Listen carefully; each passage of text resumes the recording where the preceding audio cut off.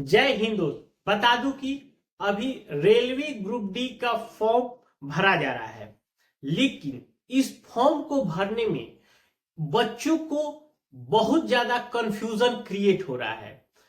किस चीज को लेकर हो रहा है कि जो ईडब्ल्यूएस है, कास्ट है या ओबीसी है, वो कितना पुराना होना चाहिए। पहला चीज इस पे हम बात करेंगे। दूसरा नंबर चीज है कि वो किस अधिकारी के द्वारा बना होना चाहिए, ये भी हम बात करेंगे। और तीसरा चीज कि ये भारत सरकार का बना होना चाहिए या राज्य सरकार का बना होना चाहिए। तो इस तीनों टॉपिक पे आज हम इस वीडियो में पूरा डिटेल्स के साथ हम आपको बताएंगे। तो इस तरह के वीडियो के लिए हमारे चैनल को जो सब्सक्राइब करिए। देखिए, सबसे पहला चीज है कि जो है ओबीसी ईडब्ल्यूएस और कास्ट कितना पुराना चाहिए। देखिए, एक लाइन में मैं आप लोगों को बता दूं, अगर किसी के पास 1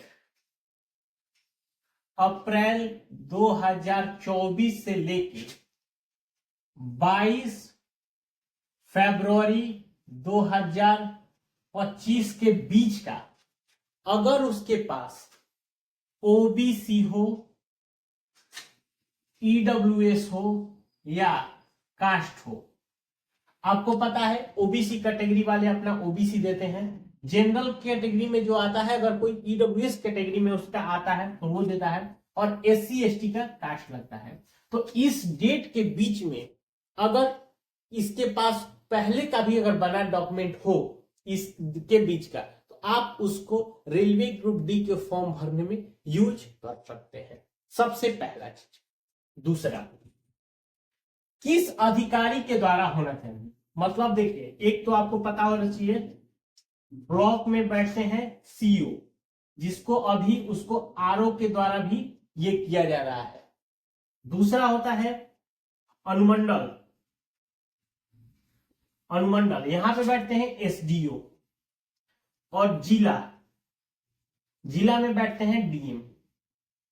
देखिए, आपके पास ऐसा कहीं भी नोटिफिकेशन में नहीं दिया है कि आपको किस अधिकारी के द्वारा बना चाहिए, लेकिन जब आप फॉर्म का ऑप्शन खोलेंगे तो ये भी ऑप्शन आएगा, ये भी आएगा और ये भी आएगा, ये तीनों ऑफिसर आएगा। लेकिन कम से कम इससे नीचे का नहीं होना चाहिए।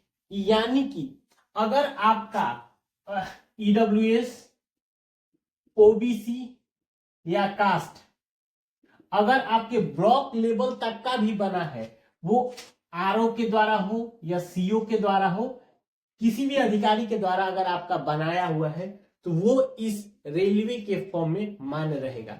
आपके पास अगर एसडीओ का है, उससे एक पद ऊपर, तो वो भी मान्य है। अगर आपका डॉक्यूमेंट डीएम का बना हुआ है, वो भी मान्य है। यानी कि कम से कम कह दे कि सीओ लेवल से नीचे का आपके पास डॉक्यूमेंट नहीं होना चाहिए। ये हुआ दूसरा क्वेश्चन। तीसरा क्वेश्चन, भारत सरकार या राज्य सरकार। देखिए, क्या होता है कि जैसे मैं बिहार का हूं, तो बिहार के फॉर्म में खासकर होता है कि एक बनता है एनसीएल, एनसीएल करके कोड बनता है। एक होता है बीओबी सीसीओ करके, ये दोनों चीजें होता है ओबीसी कैटेगरी में। ये एनसीएल लगता है अगर बिहार राज्य का अगर कोई भी अगर आप फॉर्म भरे हैं तो आपको एनसीएल बनता है।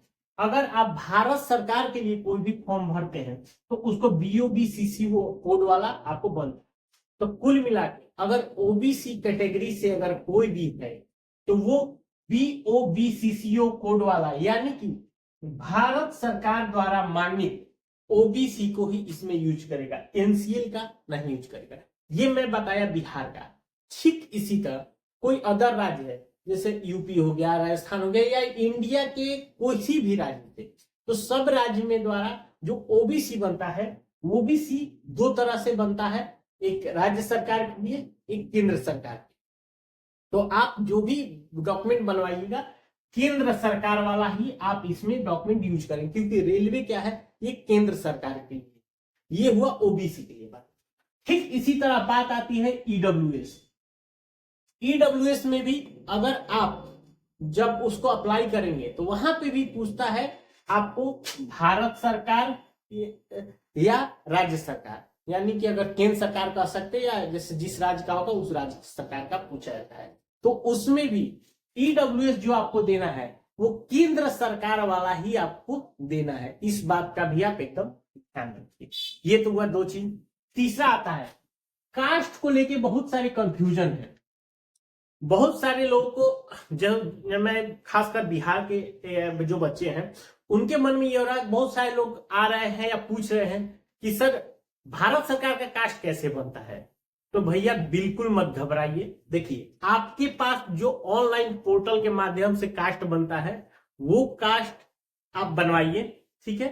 उस कास्ट को बनाने के बाद आपको एक फॉर्मेट आता है, वो आपका रेलवे के साइट पे भी होगा, सब जगह साइट पे होगा। उस फॉर्मेट को आप लेंगे, उसको भर के, जैसे आप मान लीजिए आपका कास्ट बना है सीओ से, तो आप क्या करेंगे, उस जो आपके पास डॉक्यूमेंट बना होगा और जो आपके पास प्रिंट आउट है उसमें भर के आप ले जाएंगे, तो सीओ के द्वारा उस पर आपका सिग्नेचर और मोहर कर दिया जाएगा, वही आपका भारत सरकार कास्ट होगा।